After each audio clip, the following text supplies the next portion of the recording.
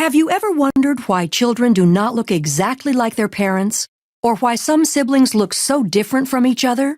The answer lies in the process of meiosis, which generates the gametes for reproduction. Meiosis is the process by which haploid cells are produced from a diploid cell. For this to occur, the chromosomes must be correctly sorted and distributed in a manner to create genetically unique cells with half the number of chromosomes as the original cell. Meiosis occurs in special cells called germ cells within the gonads of males and females. For the successful reduction in the number of chromosomes to occur in the new haploid daughter cells, 2 rounds of divisions are necessary. These divisions are termed meiosis I and meiosis II. Although the processes of mitosis and meiosis look similar, there are a few major differences. One obvious difference is that mitosis results in 2 diploid daughter cells, and meiosis results in 4 haploid cells. As in mitosis, meiosis begins after a cell has successfully completed the G1, S, and G2 stages of interphase. During the S phase of interphase, the DNA is replicated, producing 2 copies of each chromosome called sister chromatids. The paired centrioles in the cytoplasm duplicate and begin extending microtubules that will form the meiotic spindle. Sister chromatids remain attached at the centromere and condense as the cell enters prophase I of meiosis. Up to this point, the cell looks similar to mitosis, but 2 events occur in meiosis that do not occur in mitosis and lead to genetic diversity. The first event occurs during prophase I, when homologous pairs of sister chromatids lie side by side in a process called synapsis, forming a tetrad or bivalent.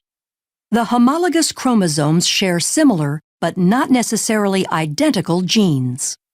Once this structure is formed, the second event, called crossing over, can occur. During crossing over, a physical exchange between chromosome segments of non-sister chromatids occurs, increasing genetic diversity. Prophase I concludes with the fragmentation of the nuclear envelope as the duplicated centriole pairs move to opposite poles of the cell. As they move, the centrioles extend spindle fibers forming the meiotic spindle. In prometaphase I, with the paired centrioles in place, the meiotic spindle is fully formed. The sister chromatids attach to the spindle fibers by their kinetochores. Here, another key difference between mitosis and meiosis occurs. Because of synapsis and crossing over in meiosis, homologous chromosomes remain aligned, so that a pair of sister chromatids is attached to only one pole by the kinetochore microtubules. In mitosis, each sister chromatid is attached to a spindle fiber.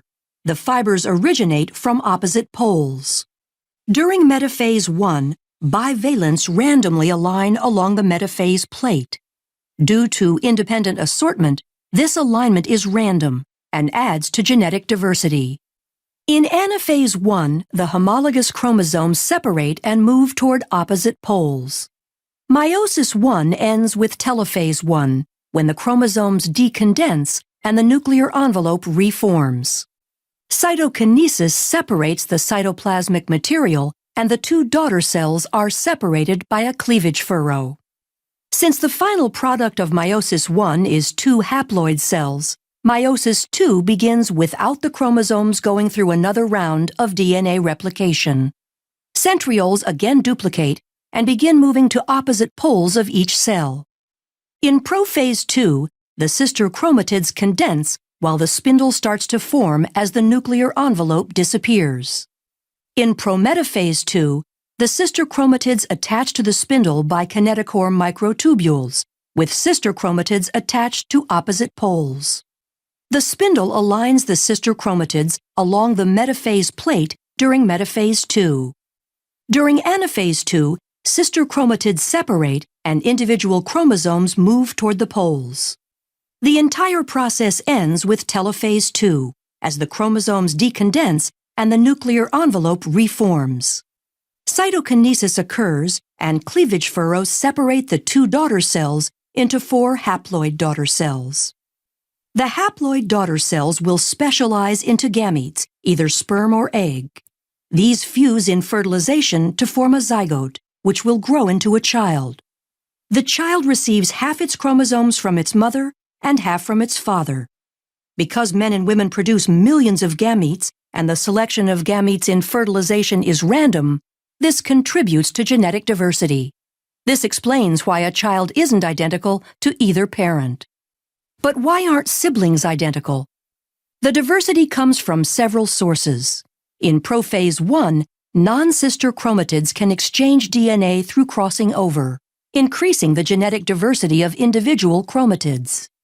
In addition to crossing over, in metaphase 1, the pairs of homologous chromosomes align independently along the metaphase plate and sort independently into the daughter cells.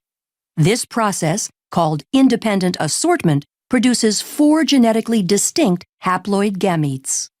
As the total number of chromosomes increases in an organism, the number of genetically distinct gametes increases by 2 to the nth power. This means an organism with n equals 3 can produce 8 unique gametes. For humans where n equals 23, there are 2 to the 23rd power unique gametes formed, or over 1 million different possible combinations.